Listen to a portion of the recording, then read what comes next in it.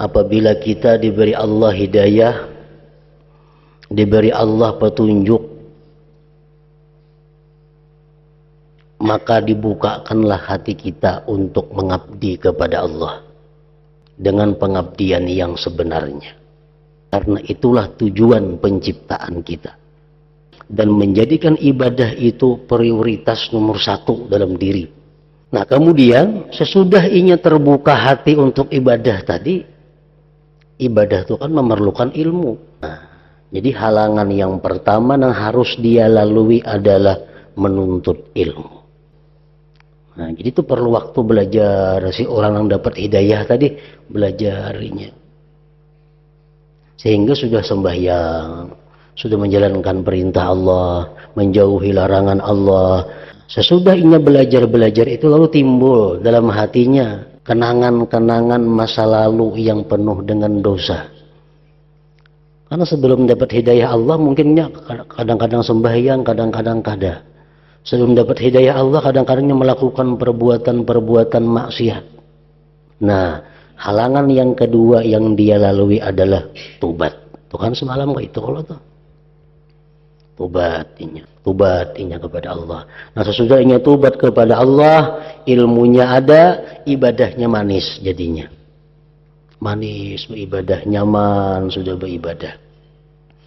Nah, dalam perjalanan ibadah itunya pasti menghadapi rintangan-rintangan untuk meneruskan ibadah supaya ibadah ini kada terganggu, supaya ibadah ini rutin. Nah, ini sudah kawat terus menerus bama.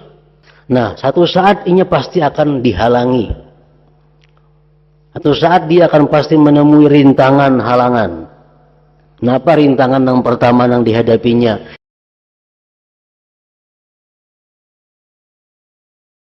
Bismillahirrahmanirrahim. Alhamdulillahirabbil alamin.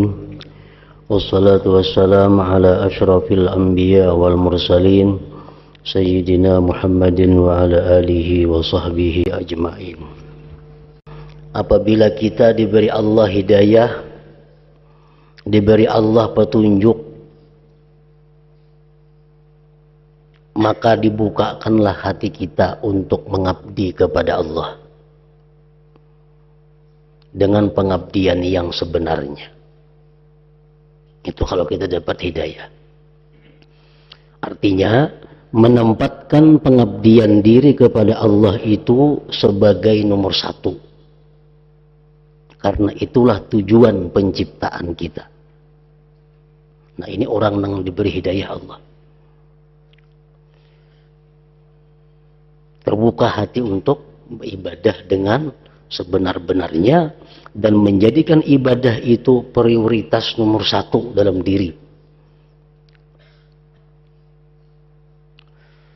Nah, kemudian sesudah inya terbuka hati untuk ibadah tadi, ibadah itu kan memerlukan ilmu. Nah, jadi halangan yang pertama yang harus dia lalui adalah menuntut ilmu. Ilmu masalah zahir, ilmu masalah hati, ilmu masalah ketuhanan, tauhid. Nah, belajarlah inya ilmu-ilmu itu sekedar cukup. Walaupun kada seluas-luasnya. Inya belajar bab fikih supaya ibadahnya itu sah. Inya belajar sifat ketuhanan agar tauhidnya kuat. Inya belajar tasawuf agar ibadahnya bersih. Nah, jadi itu perlu waktu belajar. Si orang yang dapat hidayah tadi belajarinya.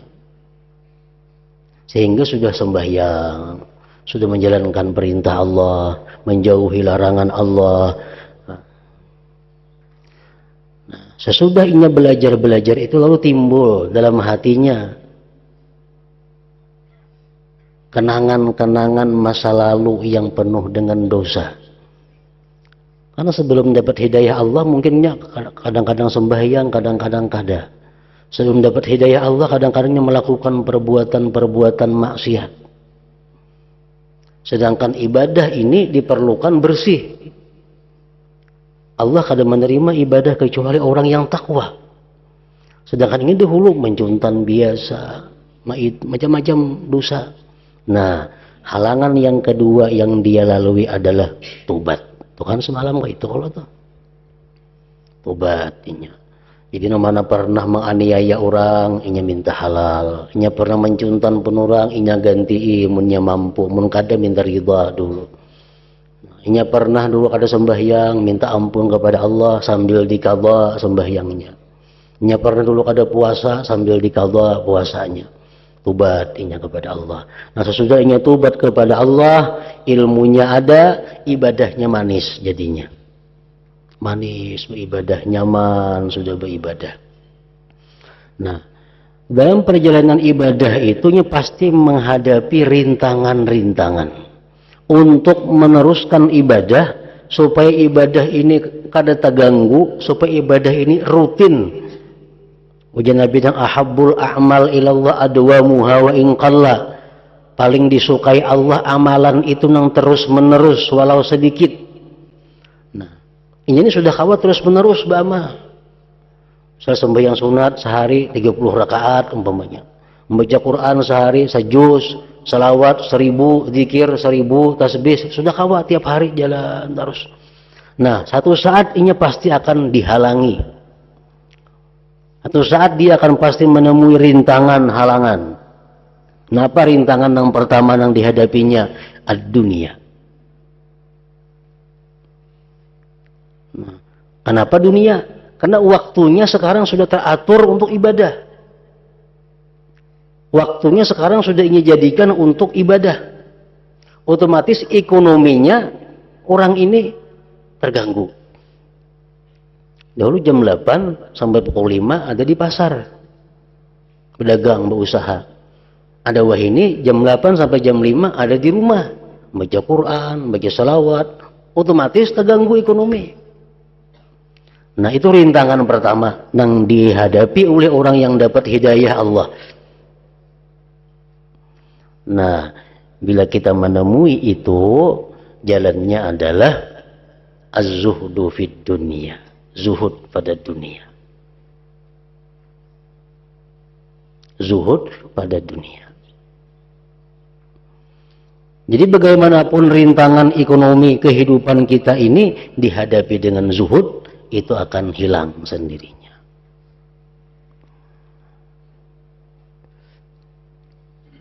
Jadi mesti sanggup apa adanya. Makan, pakai, tempat tinggal, kendaraan, mesti apa adanya. Mencari ada. Karenanya sudah meningkatkan dalam dirinya ibadah prioritas hidupnya. Karena aku diciptakan untuk itu. Jadi zuhudlah inya. Dengan sifat zuhud, halangan ekonomi tadi terhindar. Nah, jadi inya kada terganggu lagi. Dulunya biasa makan 4-5 kali sehari, makan yang nyaman-nyaman. Oleh karena inya zuhud, inya sanggup makan apa adanya. Dulu pakaian har-har karena berusaha. Pakaian yang nyaman-nyaman, sekarang karena kada berusaha, dunia terhalang, inya sanggup pakaian apa adanya. Itu zuhud. Terhindar daripada halangan dunia. Kawa beribadah dengan apa adanya tadi ekonominya. Ada pulang halangan kedua. Apa? Masyarakat lingkungan. Kita beribadah sudah bagus, menghadapi dunia sanggup. Sudah bagus ibadah rutin. Masyarakat pulang halangan.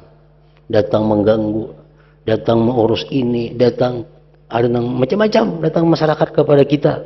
Sehingga ibadah yang sudah bagus ini mulai terganggu dengan banyaknya masyarakat ini.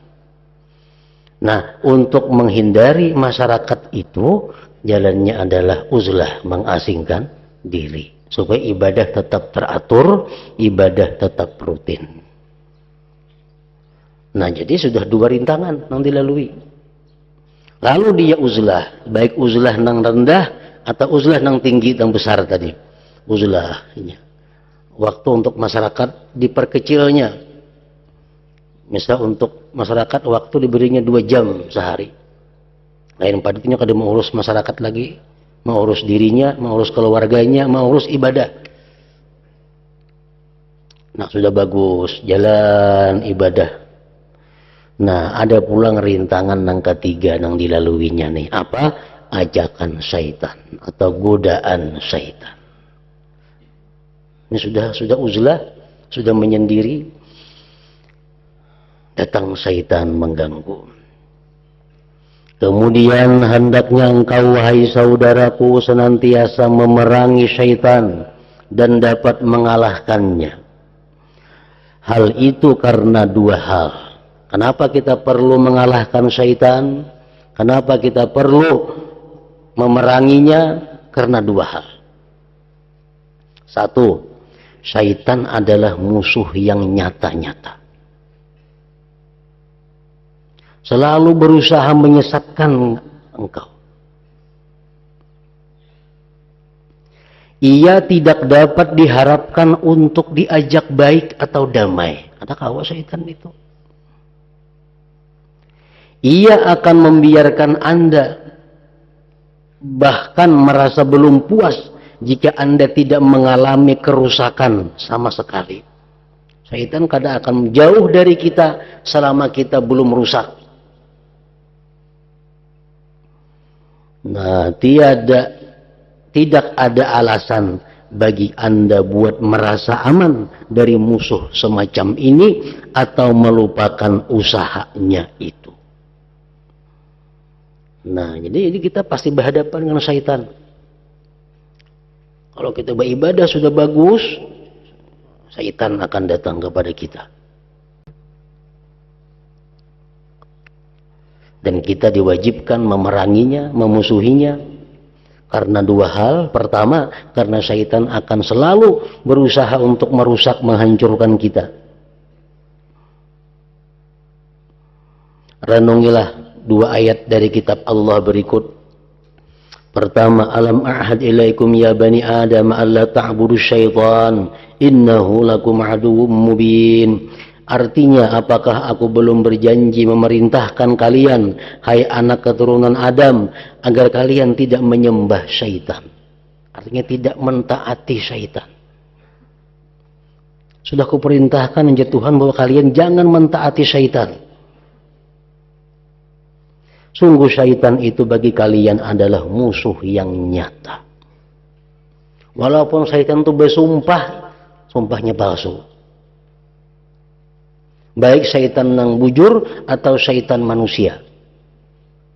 Walaupun dia menggunakan Al-Quran, menggunakan sumpah, pasti ujungnya membahayakan kita. Namanya ada manusia yang merayu kita berbuat maksiat. Ada manusia, ada kawan-kawan kita yang membujuk kita melakukan pelanggaran hukum Allah. Ini syaitan ngarannya. Syaitanul ins, syaitan manusia. Walaupun ingin itu bersumpah lawan kita, tetap membahayakan kita. Nah, jadi jangan sekali-kali kita mentaati apapun yang mengajak kepada maksiat. Yang kedua, kenapa kita mesti memerangi syaitan? Yang kedua, inna syaitan lakum aduun fattakhizuhu aduwwa. Artinya, sungguh syaitan itu bagi kalian adalah musuh, karena itu anggaplah dia sebagai musuh. Itu sudah dinyatakan oleh Allah, syaitan itu musuh, jadikan musuh. Jangan diulah kawan. Ayat ini merupakan peringatan keras bagi kita dari Allah Ta'ala.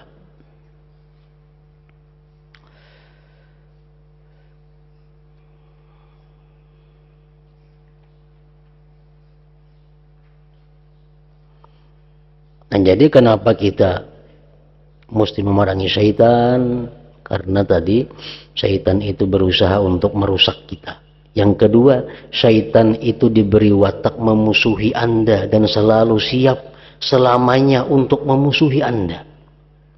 Baik di tengah-tengah malam atau di ujung-ujung siang, syaitan terus-menerus melimpar Anda dengan panahnya.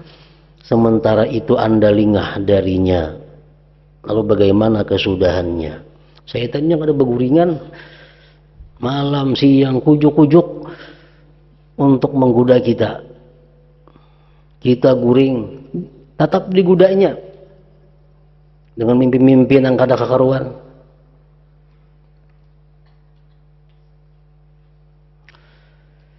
Nah, kemudian ada hal penting lain yang dapat Anda alami, yaitu dalam beribadah kepada Allah dan mengajak masyarakat untuk datang ke pintu rahmat Allah, Anda melakukannya dengan perbuatan dan ucapan. Kita ini beribadah, membawa keluarga kita beribadah. Hal ini berlawanan dengan usaha, tujuan, keinginan, dan perbuatan syaitan. Bertentangan lawan syaitan. Jadi Anda seolah-olah bertindak dan menyingsingkan lengan baju untuk membuat marah syaitan. Begitu kita beribadah kepada Allah, mengajak orang lain beribadah, kita membuat marah syaitan, melawan dan mengalahkannya. Karena itu syaitan juga menyingsingkan lengan baju guna memusuhi Anda, memerangi dan berdaya upaya sehingga bisa merusak agama dan ibadah Anda, bahkan merusak segala urusan Anda, sebab ia merasa tidak aman sesudah Anda menentangnya. Kalau kita ini sudah mengamalkan hukum Allah, kita mengajarkan hukum Allah, mengajak orang ke jalan Allah, syaitan tergangguinya. Syaitan merasa kada aman lagi, ada penentang. Nah, syaitan bermaksud merusak orang yang tidak membuatnya marah dan tidak melawan, melainkan membenarkan dan menyetujuinya, seperti orang-orang kafir, orang-orang sesat, dan orang-orang yang mencintai syaitan dalam sebagian keadaan. Lalu bagaimana pula maksud syaitan terhadap orang yang sengaja membuatnya marah dan memusatkan perhatian untuk melawannya? Syaitan ini orang mengawaninya sudah, mengapa jarinya hakon, tatapinya dimusuhinya supaya lebih sesat lagi. Apalagi orang yang selama ini menentang syaitan, makinnya musuh besar syaitan. Ya, syaitan minum arak ikam secangkir, minum. Itu sudah kawannya. Puas ke syaitan, kada puasnya 2 cangkir lagi syaitan. Kita minum 2 sabutulan ya syaitan. Nah, sampai kita mau. Jadi syaitan itu kada habis-habisnya menggoda, menghancurkan manusia, walaupun itu sudah orang yang taat kepada inya. Apalagi orang yang beribadah menentang inya, mengajak orang ke jalan Allah, makinnya musuh syaitan. Nah, bagaimanapun syaitan tetap musuh semua anak turun Adam secara umum. Secara umum, manusia itu adalah musuhnya syaitan. Dan bagi Anda, wahai orang yang sungguh-sungguh beribadah dan mengamalkan ilmu, adalah permusuhan secara khusus. Nah, kalau kita beribadah, mengamalkan ilmu itu secara khusus lagi musuhnya syaitan. Urusan diri Anda bagi syaitan merupakan suatu hal yang penting. Urusan diri Anda bagi syaitan merupakan suatu hal yang penting. Kenapa? Karena kita ini musuh beratnya. Kita beribadah, menuntut ilmu, mengajak orang ke jalan Allah. Ini musuh khusus.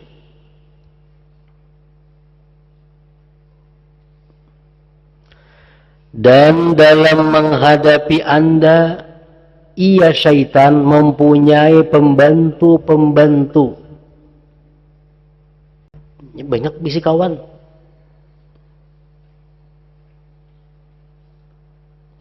Pembantu syaitan yang paling berat bagi Anda adalah nafsu dan kesenangan Anda sendiri. Itu nafsu yang paling pembantu syaitan yang paling dekat kepada kita, pembantu syaitan yang paling membahayakan kita adalah nafsu kita sendiri.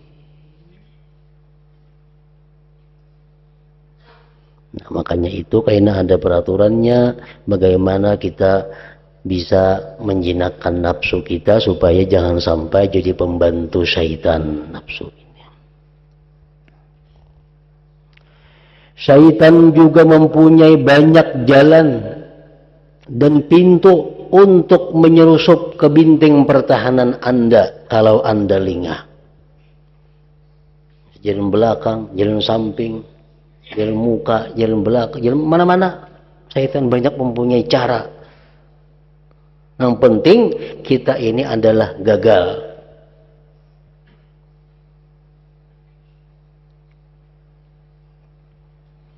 Sungguh benar Yahya bin Mu'adz Ar-Razi ketika berkata, syaitan itu menganggur.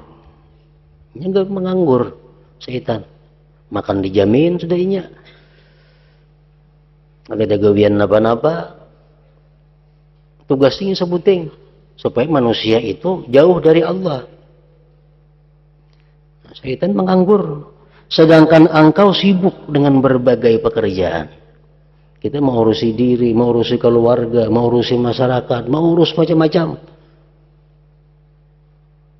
Satu di situ keunggulan syaitan.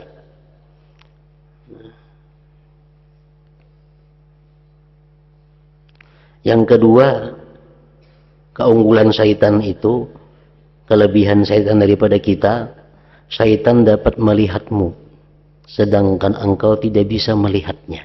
Ini musuh paling ngalih sudah. Kita kadang melihat lawan musuh, yang melihat lawan kita.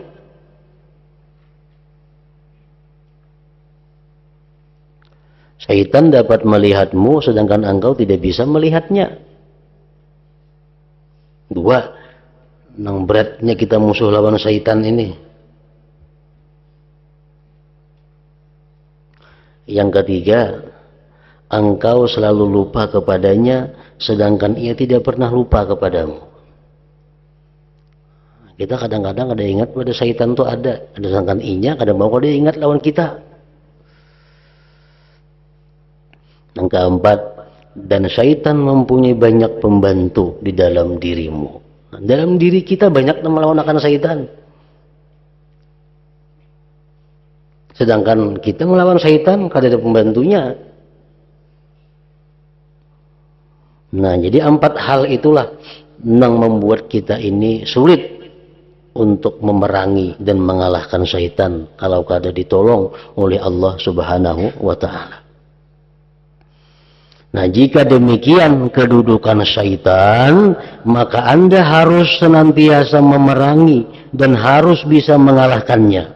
Kalau tidak, maka Anda tidak akan aman dari kerusakan dan kebinasaannya.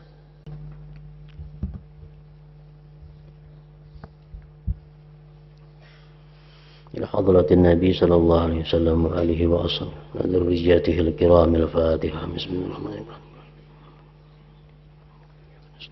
صراط المستقيم صراط الذين أنعمت عليهم بسم الله الرحمن الرحيم الحمد لله رب العالمين اللهم صل وسلم على سيدنا محمد وآله وصحبه أجمعين اللهم اغفر لنا ما أخطأنا وما تعمدنا وما أسررنا وما أعلنا وما أسرفنا وما أنت أعلم به منا أنت المقدم وأنت المؤخر لا إله إلا أنت اللهم انفعنا بما علمتنا وعلمنا ما ينفعنا وزدنا فهما وعلما وهدى وتوفيقا برحمتك يا أرحم الراحمين صلى الله على سيدنا محمد وعلى آله وصحبه وسلم.